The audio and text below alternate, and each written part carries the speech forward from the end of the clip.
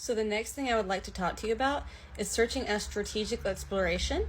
And what that means is you're going to search for information usually in a non-linear fashion, and it's going to require you to have an evaluation of different avenues and sources and have a little bit of mental flexibility, kind of an open mind, to pursue alternative avenues and understanding new information as it develops.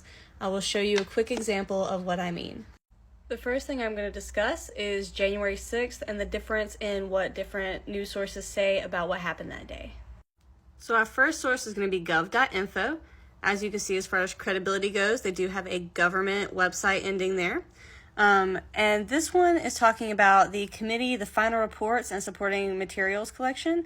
It's talking about what happened on January 6th, how it is considered an attack on the U.S. Capitol, and it shows all their final reports and supporting materials for the decision they are making as far as how to proceed with that. The next source of information I'm looking at is CNN.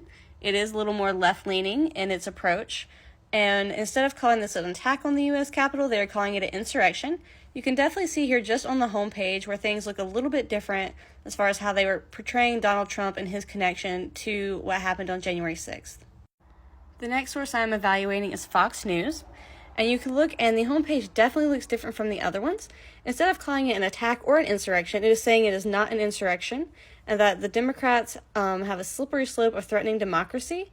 When giving this man's credentials to be speaking on the topic, it says that he is a constitutional scholar, and he kind of gives facts as to why this was actually more of a protest and a questioning of authority versus an attack. So what we did there, looking at those three examples, was a strategic exploration to really look into the information and get all sides of the story. As far as evaluating what would be your best resource in that option, I would look a little more into the authors of the CNN article and the one I took from Fox News, just to kind of get more of their background. However, when looking at it, it does feel like to me that the .gov website was a little more credible, just because they did have supporting materials and they had a multitude of people who were making kind of the decisions and viewing these materials. They also showed interviews and videos of the incident.